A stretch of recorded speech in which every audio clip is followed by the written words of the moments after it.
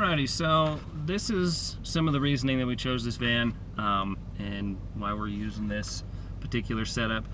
This is the Ford Econoline E250. It's a 1999.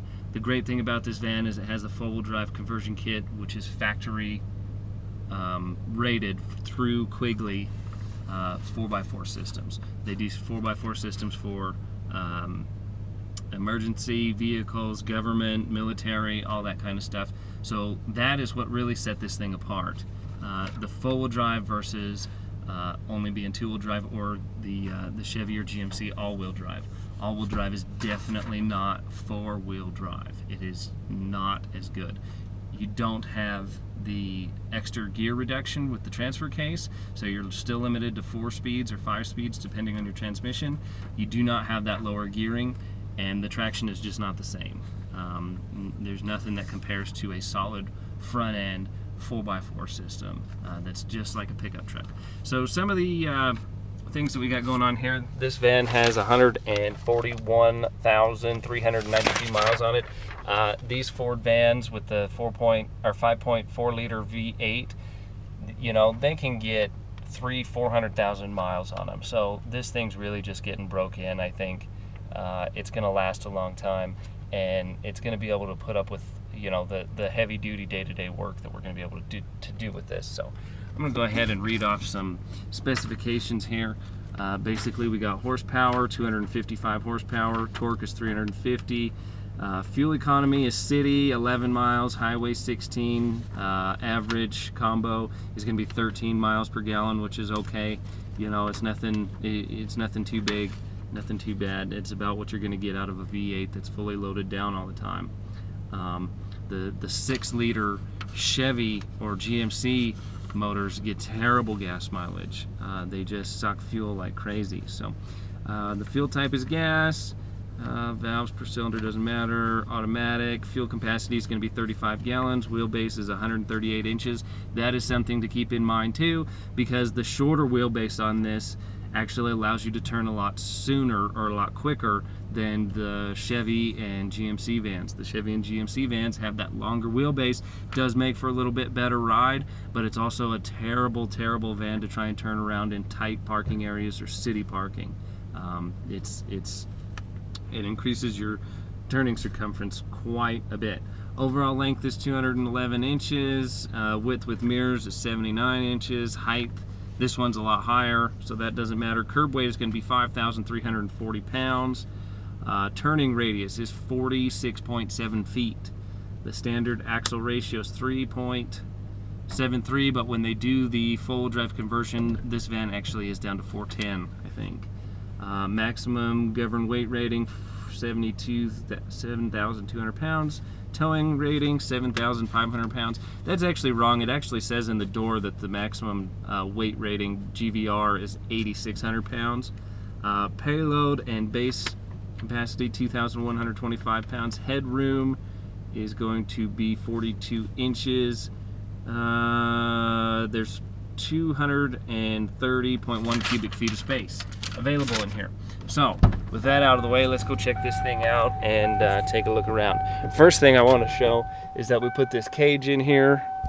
That key's gonna drive me nuts. We put this cage in here, set that right there. Put this cage in here, and then we put this additional heavy duty piece of angle iron. I wanted to beef this up quite a bit. This was added, and these two were added over here.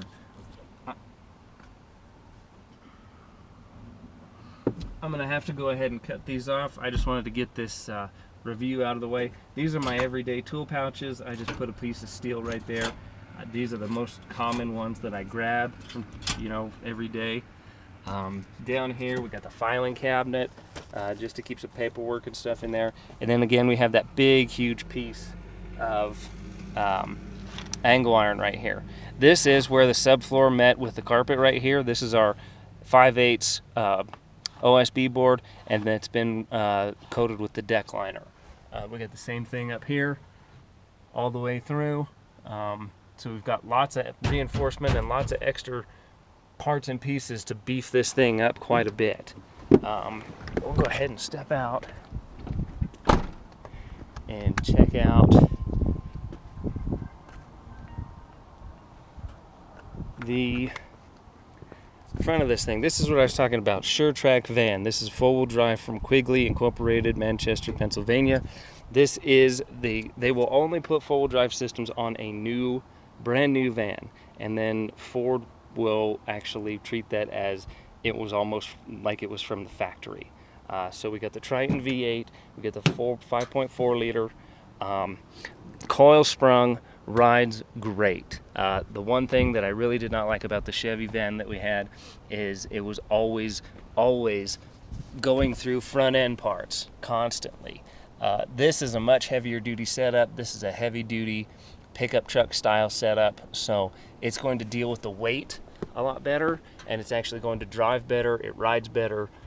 Everything about this solid front axle is way better than the other Chevy setup. Over here, pretty much the same thing.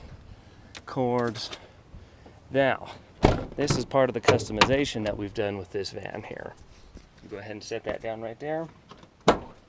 This right here, we got our bungee cord to go ahead and hold that open if we need to. But we have our bolt system here and our nut and bolt bin, so when this door comes open, I have everything I need at my disposal. I can grab my bag, grab my tool bag if I need this bag, grab this bag if I need this bag. Everything I need expands open right to me. As we go in here, we've got all these different boxes that are full of lock cylinders, latches, all my different parts and pieces and things like that, and built this little box around them and this strap system to keep all that in place and nice and secure for me to go ahead and use. Over here we've got Adrian steel cabinets. These Adrian steel cabinets are great. They last forever. The stickers on the back of these said that they were made in 2004, so they've lasted 10 years. I took these out of the old van and put them into this van, so they've been in use for a long time. These ones over here are a little bit older style. The ones that have the hinges that flap out, these are the older style ones. These ones up here are the newer style ones. Both of them last a long time. This one actually has the roller bearings, which is a lot nicer and supports a lot more weight, but these work just as well.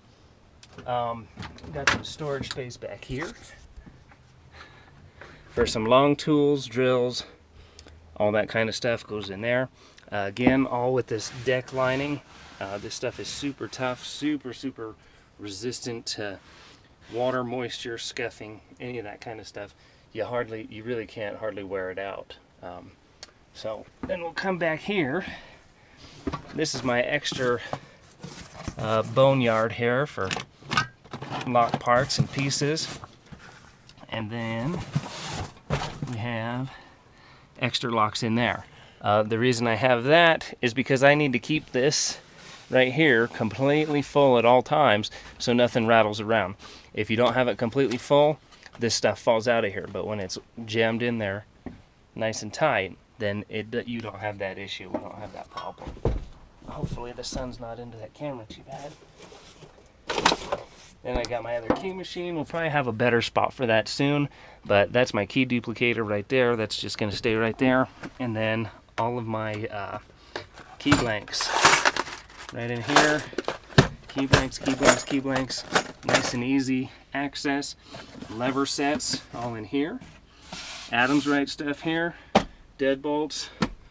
Regular knobs, and then more lever sets.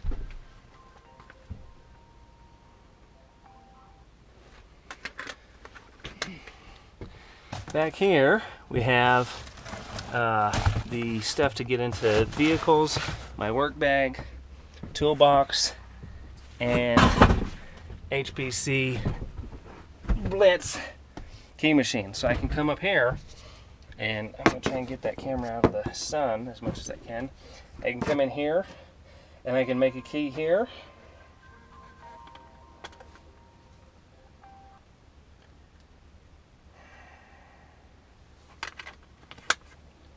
I can come in here and I can make a key here. Or I can go ahead and swing this open, and this is actually attached to the door, so I can make a key outside. The number one problem or irritation with having your key machine is the brass that flies off of there. It gets all over everything. So if I can cut keys outside of the van and not have that brass flying around in here, that really makes things a whole lot easier for me. Up here we got our pinning kit, we got our charger, we got a light. Go ahead and turn that on. Lots of light right in here. LAB pinning kit right there, or I mean pinning mat. And then we got our pinning tray over here. Master pins are all underneath there. Bottom pins are on top since we use those most. And then we got our key chart right behind there. Hand cleaner, lock lubricant, some screws, things like that. Come over here and got our vise. I'm going to mount that down. This has been epoxied down, so this is my battery charger. That stays right there. That turns right on like that, and you can see green light. Always got battery ready to go. And I can plug my key machine into here at pretty much any time. So over here we just got our basic tools, Locksmith tools, all nice and organized. Need still adding things as we go here, but batteries in there. So this will actually lock these down. This is the newer style of cabinets here, and then this is the older style here. So then we have this that we can pull that bungee loose. Still need to fill some of this stuff up, but nice and easy, convenient. Everything's right close to me. Everything's labeled, just so I can see exactly until I get used to my new setup. I'll have an idea of where things are. And we can go ahead and lock that up. And then we got over here, everything nice and labeled. ASA, pins and locks, pinning kit, Medico, master pin kit, LAB, IC core pin kit.